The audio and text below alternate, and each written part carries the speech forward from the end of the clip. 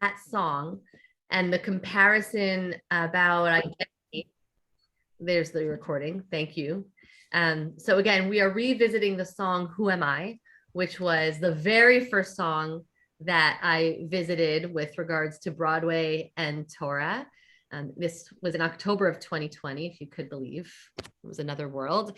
And I promise for anyone who has heard that podcast episode, which it is one of the episodes that are out already, or for anyone who was present at that class at that time, I promise there will be something new in today's class. So you'll be able to deepen the conversation, even if you've thought about it or heard it before. I personally can't remember much about October of 2020, or maybe we're all blocking it out. So I hope it will be new, even if it's not new for some of you. And the question on the table of who am I for the character of Jean Valjean is, am I still that person that I was in the past? Have I really buried him? Can I turn the other way and move forward as Monsieur le Maire? Or do I need to reveal my true identity in order to save the life of another? So the story here is that Javert has arrested someone, and he's telling Jean Valjean, I've arrested this man who's Jean Valjean.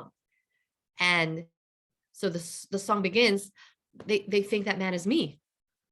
There's somebody else they're arresting, thinking that's Jean Valjean. That man is going to go to prison as a convict who has broken his parole instead of me. And can I live with that? Or do I need to speak up and save the life of an innocent? And the text we look at is the text of Moses also questioning his identity. And today I want to go a little bit further into the question of his identity. Was he, did he consider himself an Egyptian? Did he consider himself a Hebrew? What are the evidence points in the text to either one?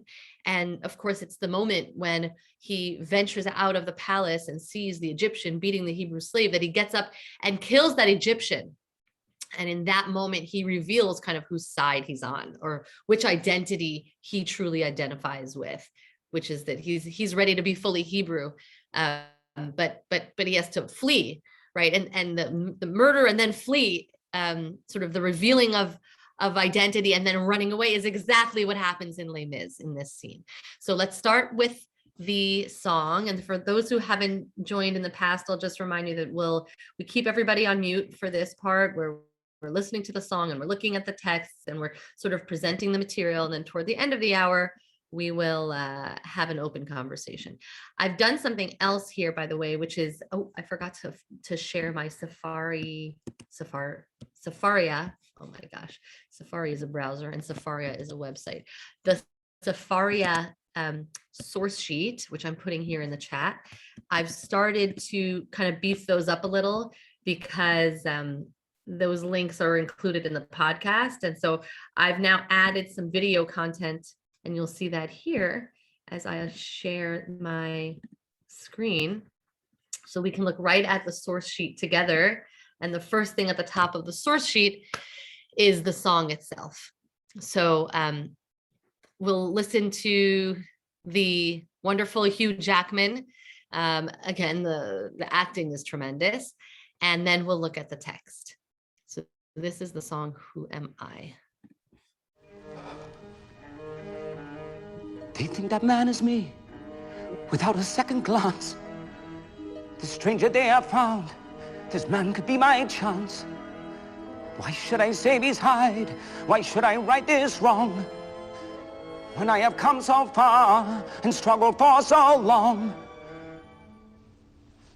If I speak, I am condemned.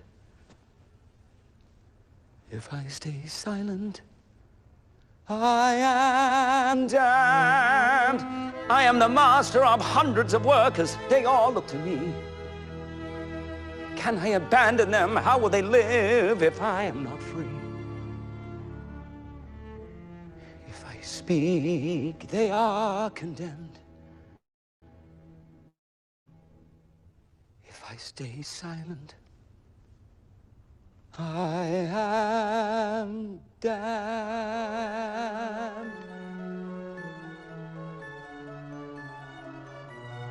Who am I? I condemn this man to slavery. Pretend I do not feel his agony. This innocent who bears my face, who goes to judgment in my place, who am I? Can I conceal myself forevermore? Pretend I'm not the man I was before.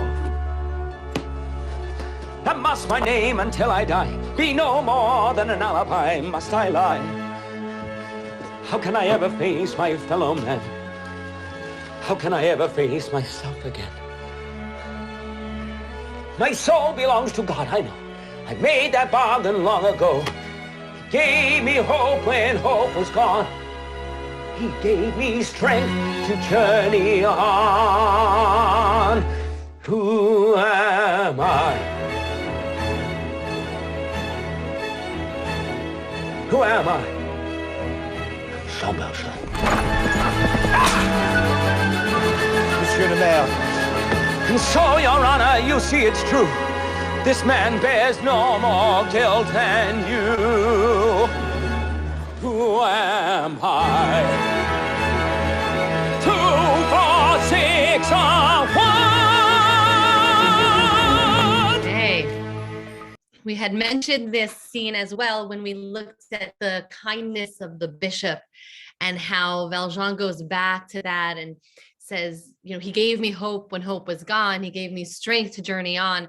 This is the bargain that I made when I received that act of kindness, that I would commit myself to an act of a life of morality and live as an upright citizen. And sometimes that means putting myself in danger to do what I feel is right. So he has to make a call. He has to make a decision. And you see him gazing at those candlesticks, right? Those candlesticks that the bishop had given him. All right, so here's the text. I'm going back to that now. Oh, wait, make sure that back to our source sheet. And feel free to use the chat function as we explore this text. So Moses has grown up in the palace. And we are told once Moses had grown, Vayigdal Moshe, the operating question is going to be, how old was he? How much had he grown?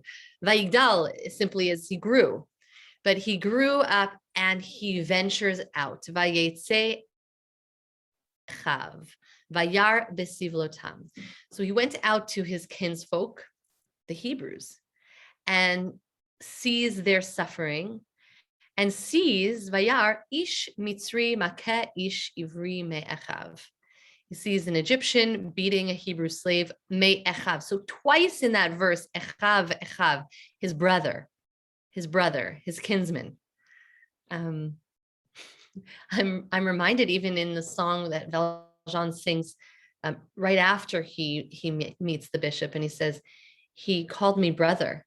Like, he recognized my humanity. No one else has done that for 20 years when I was imprisoned. And here, brother very much is also about connecting to the other and to seeing his humanity, seeing the suffering of the Hebrew slave. And so he's compelled to act. And I think it's because he clearly identifies himself with this individual. And one can imagine when Valjean finds out someone is going to prison, then because they think that he's Valjean, he identifies with that individual. He knows what that's like. He knows what that person is going through. They think that man is me. And that's part of then what drives him to say, I can't subject someone to that. I know what that is. Those 19 years, a slave of the law. So I think there's an identifying with the other here as well. Of course, Moses hasn't suffered this way. He's been living a cushy life in the palace, in the Pharaoh's palace, but he sees his brethren and he has this urge to protect him. And so he looks around, seeing nobody is watching, or so he thinks. He strikes the Egyptian, killing him. It doesn't say he killed him, but he says he struck him down and buried him. Vayitmenehu bachol, buried him in the sand. So he's killed somebody out of self-defense or defense of the Hebrew slave. And that's the end of the event. Nothing happens until verse 13, Vayetze bayom hasheni, the next day he goes out. Vehine shnei anashim ivrim nitzim. There are two Hebrews in some kind of a squabble. Vayomer larasha lama takerecha. He says, why are you hitting your fellow? Why are you hitting your friend? So he has this instinct again to jump in and be protective. Vayomer mi samcha leish sar v'shofet aleinu. What are you, in charge of us? Are you going to kill me like you killed that other guy we saw? Halahargeni ata omer ka'asher haragta et hamitzri. You're going to kill me just like you killed that Egyptian. And that's how Moses knows that there were witnesses. Maybe he thinks there were only Hebrews and they wouldn't give him away. So maybe it wasn't that nobody was around, but there was nobody threatening to him, perhaps. And now he sees that this guy is clearly not so pleased, having seen what Moses did, killing that Egyptian. It's interesting to imagine kind of what the scenario really was. We get very little information, but regardless, he sees that there was a witness, and he becomes afraid. Vayira Moshe, Vayomar achen noda hadavar. The matter is known, or will become further known. I'm going to get in trouble for this, and so I need to flee. The only way I can save the Hebrew, do what I feel is right and survive to protect myself, is that I have to run away. And that's exactly what happens in the musical as well. After that big reveal, so your honor, you see it's true. Actually, in the musical, in the play, it was so Javert, you see it's true. So it was a little editing of the text there by the creators of the film. But he says, your honor, you see it's true. This man there's no more guilt than you. Who am I? 24601, he reveals, and then he runs because he knows they're going to be after him. So this is exactly what Moses is facing. Pharaoh hears about it, wants to kill Moses. So Moses flees. He goes to Midian. He goes to the well, because that's where you meet people. And sure enough, we know he's going to meet his wife at the well, like all of our good patriarchs and matriarchs meeting at the well. So the who am I question for Moses is really what is his identity? His identity is very complex. Did he think of himself as a Hebrew? Did he think of himself as an Egyptian? And that question is very tied up in, what are his memories? How old was he when he left his mother's care? Now, I'm not talking about the first time, right? Remember, he's born, and at 3 months old, his mother realizes she can't hide the baby anymore. And this Egyptian edict of killing every baby boy is going to threaten his life. So she puts him in the basket. She sends him down the Nile. That's the first time she sends him away. But remember the story, Miriam, the sister, sees that Pharaoh's daughter retrieves the baby and goes up and says, I can hire you a Hebrew nurse, and eventually then hires Yocheved, their mother. And so Moses gets to be nursed by none other than his mother. And she has to then give him back when he's weaned. So how old was he when he left his mother's care? Does he remember being raised by his mother? And similarly, how old was he when he went out of the palace? The beginning of this scene, right? It says, Vayetze. He went out. He went out of the palace. Was he going out of the palace as a young boy and just seeing something troubling? Was he going out already as a teenager or a young man? And the text doesn't say, but the commentators kind of take their best guesses.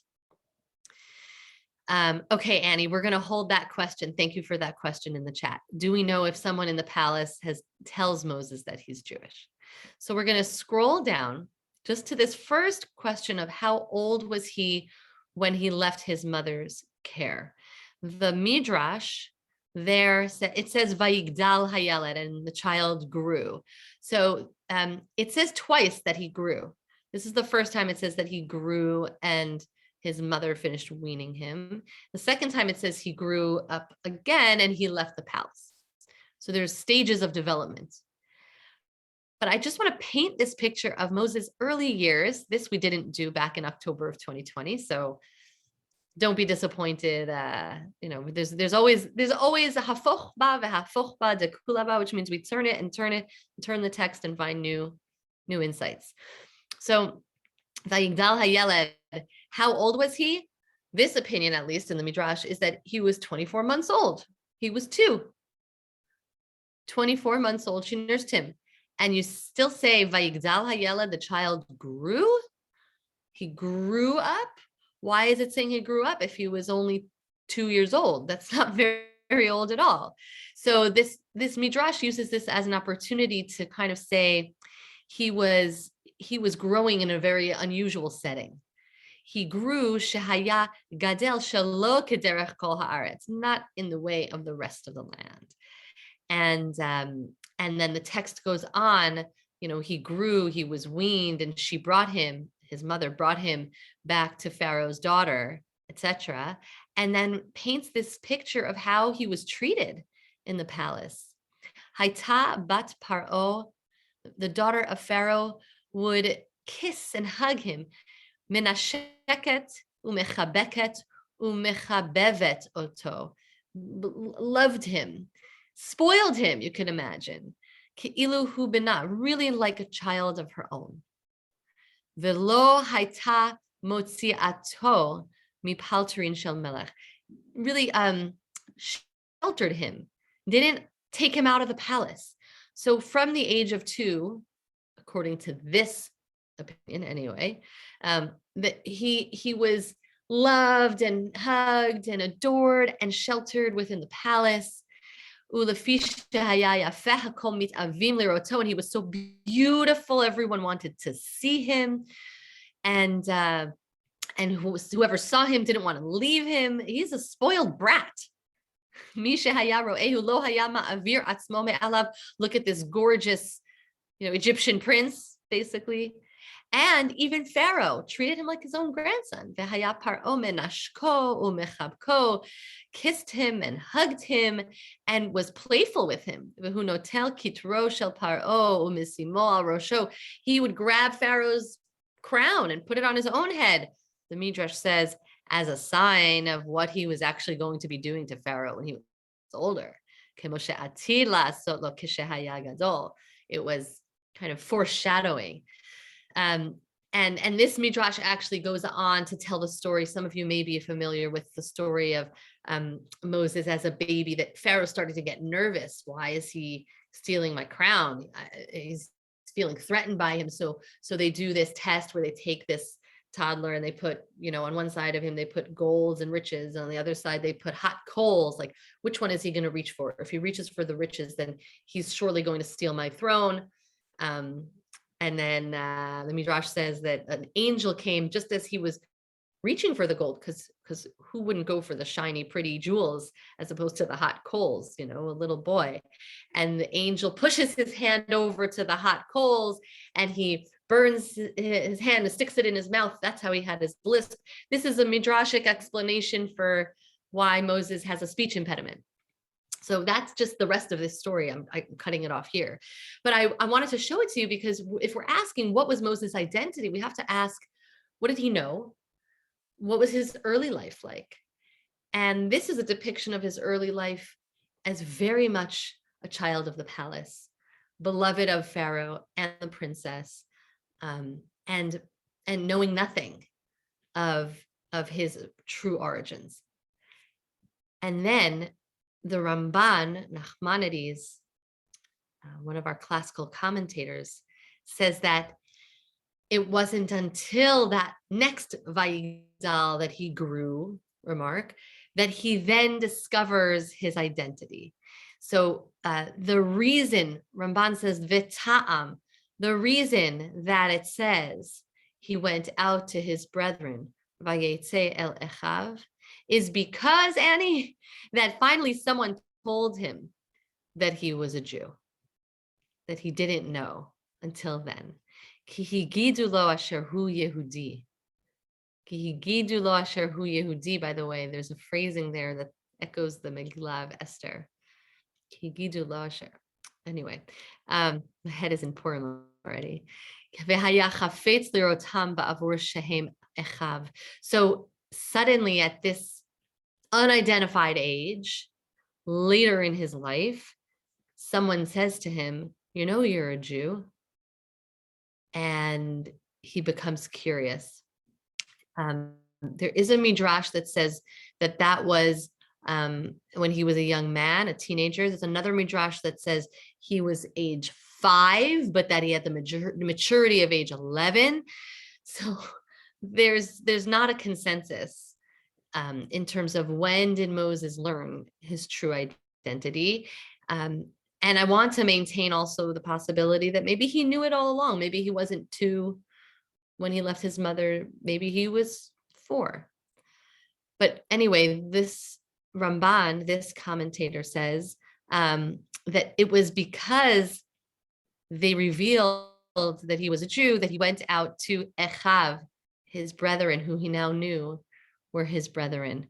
And because he knew they were his people, because he now identified with them, then v'hinei nistakel b'sivlotam ve'amalam. Now he looked upon their suffering, their burden, their toils, right, their work. Velo yachol lisbol, and he couldn't bear it. He couldn't handle it. Ve'lachein harag hamitzri hamakel nilchatz. That's why then he struck the Egyptian who was striking the Hebrew. Annie, I'm just looking at your comment in the chat. I'm going to pause and read some of these other. So what did the Midrashim say about how Pharaoh's daughter explained Moses' appearance at the palace? Right. Clearly she hadn't been pregnant. So I think, people maybe knew that she discovered this baby, but maybe they didn't want him to know. Also, yeah, he would have a Jewish physical appearance. He would have been circumcised, right? So there must have been all kinds of explanations, right? You can imagine sort of the scandal of the palace. The question is whether people effectively kept this secret from Moses because he was a little kid, even if everybody else was talking about it, or maybe they were talking about it a lot when she first found this baby, but by 2, 3, 4 years later, he becomes kind of a fixture in the palace and everybody knows, that's the Hebrew baby. We don't talk about it, but that's Pharaoh's daughter's, pet project maybe. But, I think what you're suggesting, Elaine, maybe makes it more likely that he was a little younger. Maybe he was 5 or 6 when he realizes he's different, or people look at him differently, or he looks different. He doesn't look like the family. Yes, and the 10 Commandments movie, he finds a hidden cloth. Oh, I'm not up on my 10 Commandments. And that's the swaddling cloth from the basket. And that's how he knows it's a Hebrew swaddling cloth. Thank you. Thank you. And it's a good question. Do we presume he continued a relationship with his mother? All of these questions hinge on, here, I'm going to go back up to our original text. All of these questions hinge on this phrase, Vayigdal Moshe, and he grew. How old was he? How many years had elapsed? How old was he when he grew the first time, and how old was he when he grows here the second time? Remember, the first time is when he grows and moves into the palace full time. And the second one here is when he leaves the palace for the first time. So, and who told him about his Jewish identity? Yes, thank you. I'm reading that in the chat. These are all, this is what Midrash does, is kind of fill in these gaps. So let's look back at it, because I'd like to now even identify sort of the process that Midrash goes through, or any Bible commentator goes through. My teacher used to say, Rashi didn't study the Torah with Rashi commentary, excuse me. Rashi never learned Chumash with Rashi, right? Rashi learned the text. And Rashi pulled in the pieces that answered questions or gaps. So it just says, some time later, how much time later? Vayigdal Moshe, he grew. How far had he grown? Vayetze el echav, he went out to his brethren. Did he know they were his brethren? You see, these are the moments in the text that beg explanation. Vayar b'sivlotam, he saw their suffering. Had he not seen their suffering before? Had he not been allowed out of the palace at all? Had he been out but sort of turned a blind eye because it didn't concern him, because he had nothing to do with this? So those are the ambiguities in the text that lead the commentators down a path of kind of this theorizing about his identity. And as I see another comment personally to me in the chat about, it would be interesting to know whether what he would have done if it had been an Egyptian being beaten, right? If he now knows that he's a Hebrew, is he less sensitive to the suffering of Egyptians? So this question of identity and how identity leads to action is kind of that comparison I'm making between this moment for Moses and the moment for Jean Valjean. When he asks, who am I? He's asking, can I condemn this man to slavery, pretend I do not see his agony? Can I pretend I am not the man I was before? Can I ignore my true identity now that it's begging me to do something? And Moses, even if he didn't know his identity before, he knows it now. So if he is in fact a kinsman, right, ach, a brother of all of those Hebrew slaves that he sees, what does that compel him to do? And what does that make us ask ourselves about, whom we're compelled to help, how we're compelled to speak out? Who do we identify with? I've been following with this, the terrible genocide of the Uyghur population in China. And there have been many, many Jewish groups who have said, we know what that's like. This is clearly not the Holocaust. This is not of the same scale or the same intensity by far, and nothing can compare. But there are concentration camps, and there are all kinds of atrocities happening right under our nose in Olympic China, right? And this is the boycotts, and this is the debate, and how do we understand, the athletes and their dreams as opposed to our diplomatic pressures we want to put on China? And how do we as Jews identify with any oppressed people? How do we say, who am I? Can I condemn this people to this suffering if we wanted someone to speak up for ourselves? So it just plays again with this question of how does identity then lead to action? We've really looked at the texts that I wanted to look at. And so I'm gonna take it down and look around the room. There's a lot to say. And I'm curious about the thoughts. I guess this is a quicker, I didn't realize it was a quicker text than I remembered. It's a quicker text than usual. So we have time for a schmooze about who am I, who are we, who is he, who is Moses? What do people think? Did he always know that he was a Hebrew? So I'm curious. I see David's hand. Anyone who wants to chime in, please raise your hand, or you can unmute. So I see David, and then I see Esther. We'll start with the two of you. Go ahead, David. Okay, I just put this in the chat. Uh-huh. I know that I'm sorry. Oh, I didn't see it. Okay, go ahead. Yeah, daughters of monarchs were used as a political pawn to make treaties with other countries.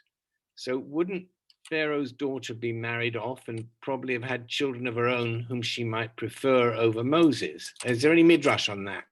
What Not that I know of. We don't know much else about Pharaoh's daughter.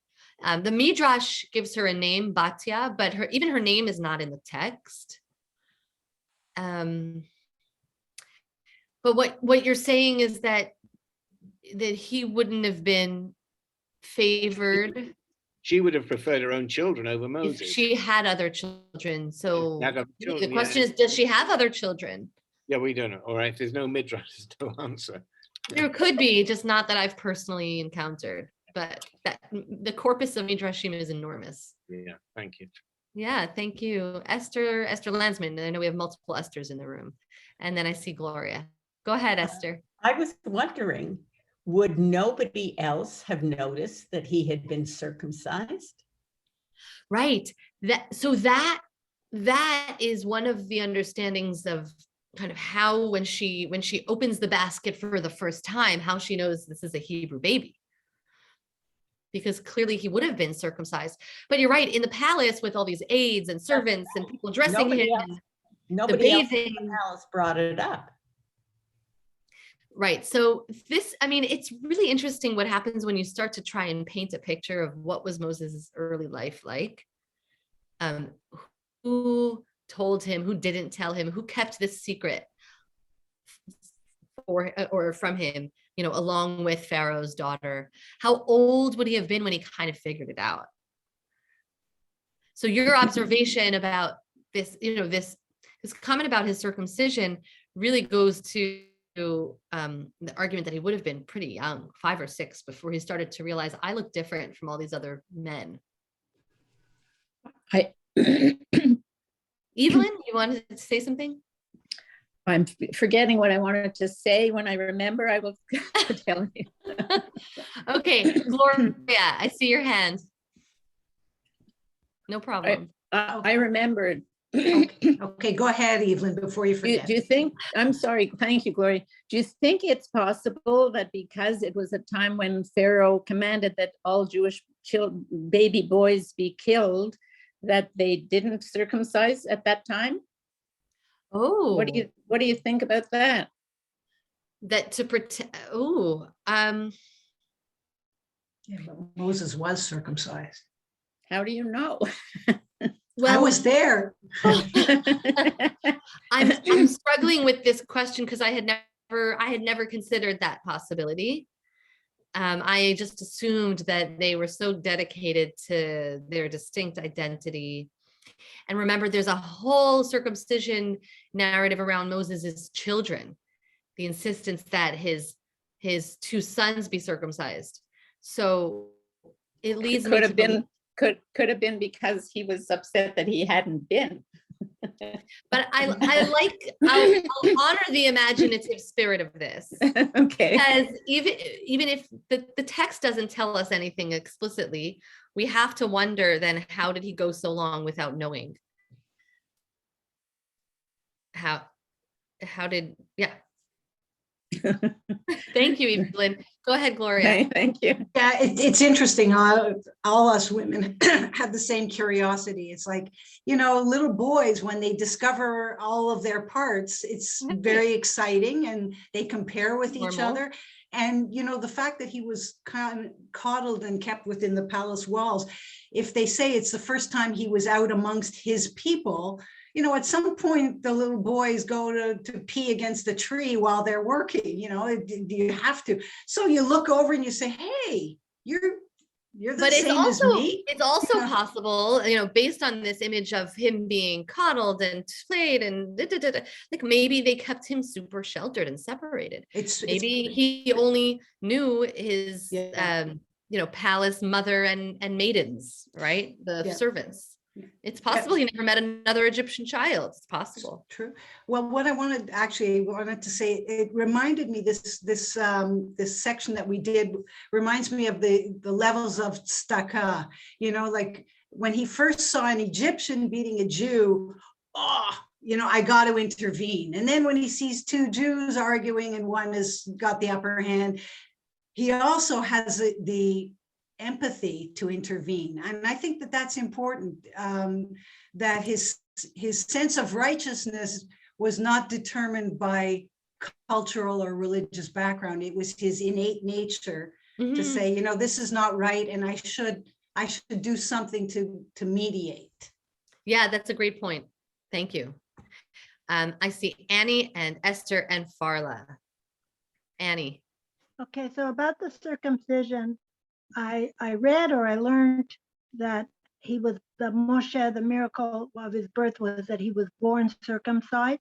Oh, that's right. Yes, there's a midrash about this. And because Hashem said it was very good when he was born and very good Very good is unusual, and very good meant that he was born circumcised.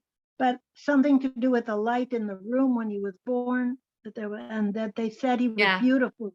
They said he was beautiful, and beautiful didn't mean that he was so attractive, but that he was born circumcised. Yeah, thank you. Oh my gosh, I want to dig up that commentary. And Yes. another thing, when you said about he went out among the people, like it could have been as a young prince, like not like a teenager, a young adult prince seeing the inequities of the world, like we don't really know. But I was reminded of the musical or the movie of The King and I, when the young prince and the heir to the throne of whatever country she's in, I can't remember the name of the country in The King and I. And Siam, right, Siam. And he wants to make right away when his father, before his father dies, even he says, when I am king, you know, I will do such and such. I will make this equal. Women have to be equal to men, or I don't know, whatever he goes on about. Yeah. The young pharaohs, I guess maybe they saw how things were going. Like Moshe, as a young heir to the throne, might see the hurt of the people, not because they were his people, just because he didn't like to see slavery. So Yeah, I'm also reminded of the way that in the musical Aladdin, the princess is not allowed outside the palace walls, right. and she has to disguise herself as a commoner in order to venture out. But maybe, yeah, more realistically, they would go out, you know, with their entourage perhaps, and see the state of things out there amongst the people. Esther Maravich? There's something else. It's a little far-fetched, but when adopted children are adopted at birth and they live with their families for years and they become, 10, 12, 15 years old, many of them sense that there's something different, even when parents haven't said anything to them about their original birth. And they get this feeling that there's something going on and I want to know what it's about. And they either act out or they actually ask. And some parents will discuss it with them and help them in an open way to find out what their beginnings were, even though they still feel part of the family that they grew up in. Something like that could have happened in this case. Yeah, I think you're right. The analogy is very modern, right? Maybe a little bit anachronistic, but the truth is that yes, there is an age when kids start to ask questions. And if they notice things being a little bit off or a little bit different, they would certainly ask. And maybe it was time that it was felt that he was old enough to know. And the questions come from the child himself. Yeah. And they don't say anything, but it gnaws at them until they get some kind of an answer. And that answer may be right or wrong, but they look for it. So maybe it could just felt himself that there's something different and I'm not the same as everybody else in this palace. And I want to know why. Yeah. Yeah, thank you. Farla, what did you want to say? I wanted to say, I was just thinking that the story of Moses is really important to all of us in our history and who we are today, because, you know, when you think of Judaism, you think of Moses as the leader and as one of the first, and that he had the fear of God, that he was strong, he led the people, he was educated. He represents a lot. And if you think of Judaism, I mean, to me, he's like one of the pillars. I mean, the 5 books of Moses. Absolutely. Right? So that's just what I was thinking. So, you know, and knowing what we now know, or the gaps in our knowledge of his early years, can also then influence the way that we consider, you know, his experience at Sinai, his experience as a teacher of the people. He didn't come from the formative experience that they had had And I always think that the fact that he never grew up as a slave with his bare needs not being met meant that he had a lower tolerance for their kvetching later on for those 40 years, because he never knew what it was like to feel like, uncertain about where your next meal was going to come from, or what your workload was going to be. He was a spoiled palace prince. So it influenced his leadership later on. Well, I guess he leaders are probably born. He was a born leader because he led people. Yes. And I think that this moment where he stands up and protects the suffering, that's his innate leadership, where he stands up and shows him like, this is what needs to get done. This is right.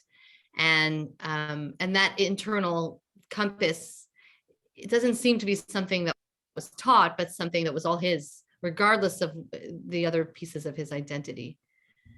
I see Evelyn has a hand. You want to offer another comment? Yes, a question.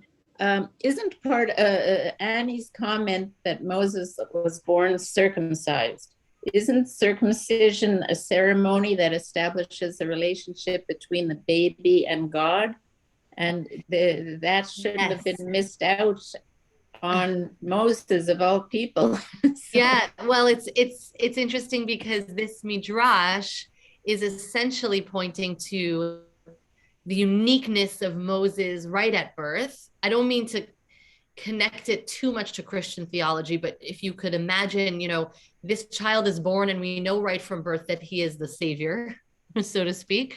And the midrash says the whole room lit up at his birth.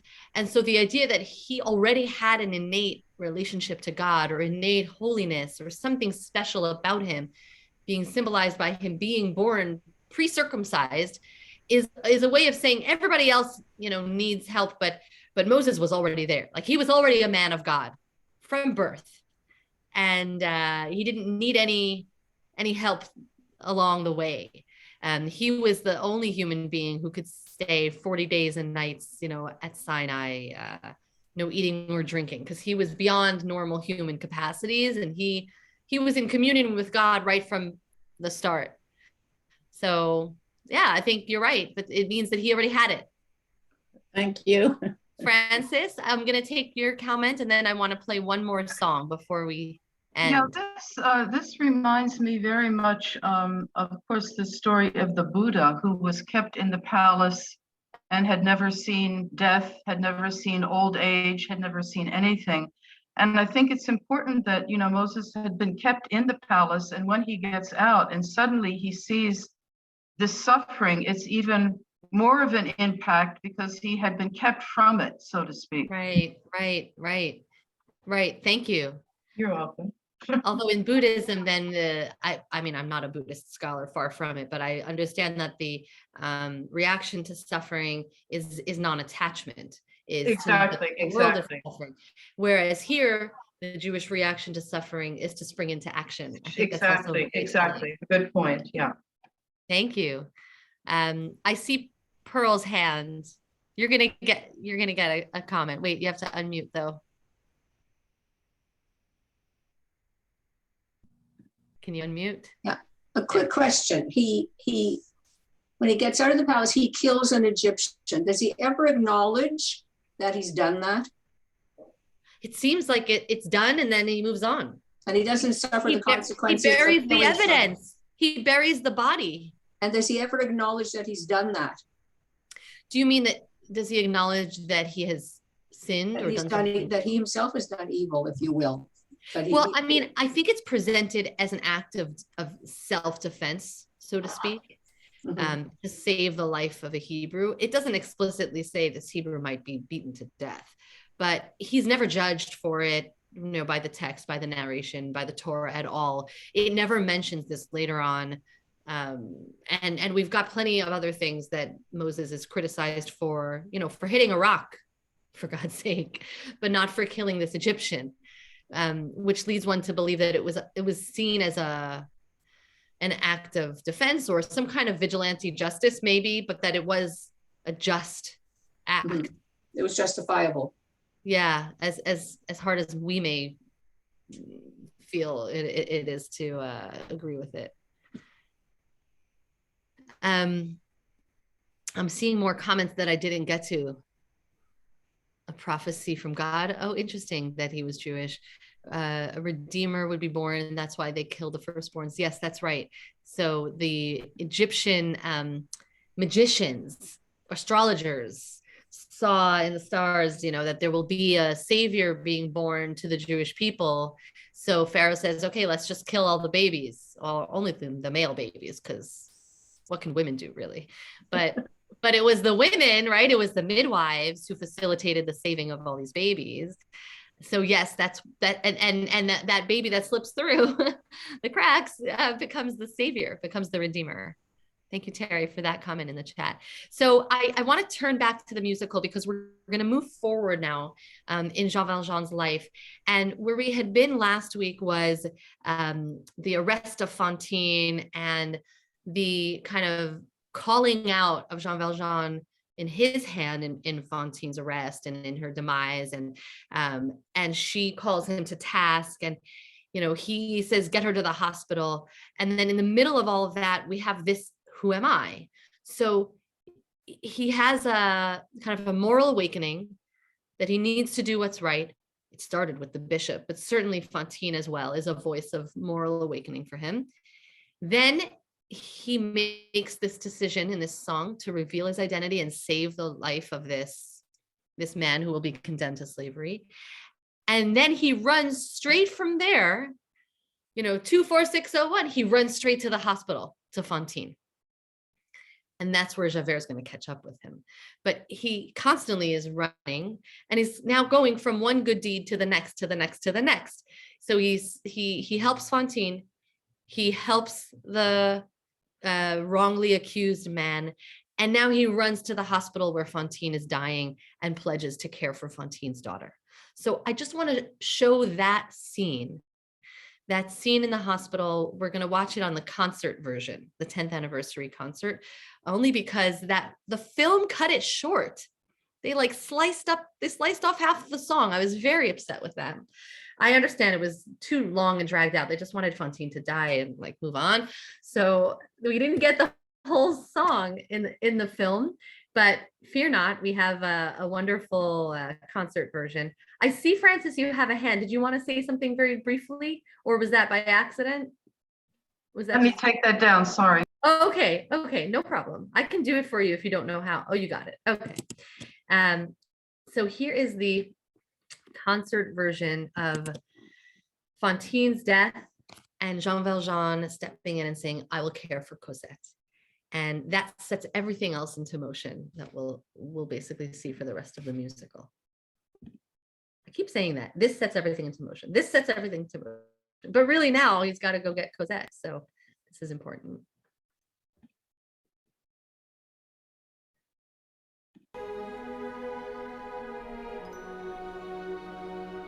And of course, Fantine is imagining Cosette. She's singing to Cosette as if Cosette is there. But it's hallucination on her deathbed.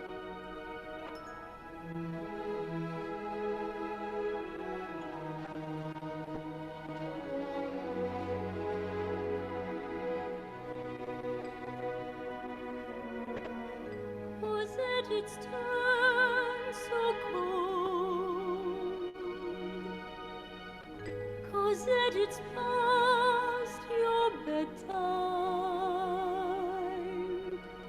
You've played the day away, and soon it will be night. Come to me, Cosette, the light is fading. Don't you see the evening star appearing? Come to me and rest against my shoulder. How fast the minutes fly away and every minute colder. Hurry near, another day is dying. Don't you hear the winter wind is crying?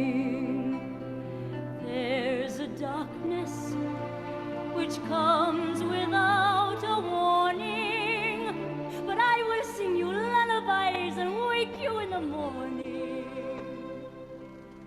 Oh, Fantine, our time is running out. But Fantine, I swear this on my life. Look, monsieur, where all the children play.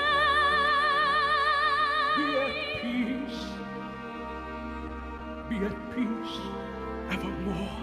My Cosette Shall live in my protection. take her now. Your child will want for nothing. But monsieur, you come from God in heaven. And none will ever harm Cosette as long as I am living. Take my hand, the night grows ever colder. And I will keep you warm. Take my child, I give her to your keeping. Take shelter from the storm. For God's sake, please stay till I am sleeping. And tell Cosette I love her, and I'll see her when I will.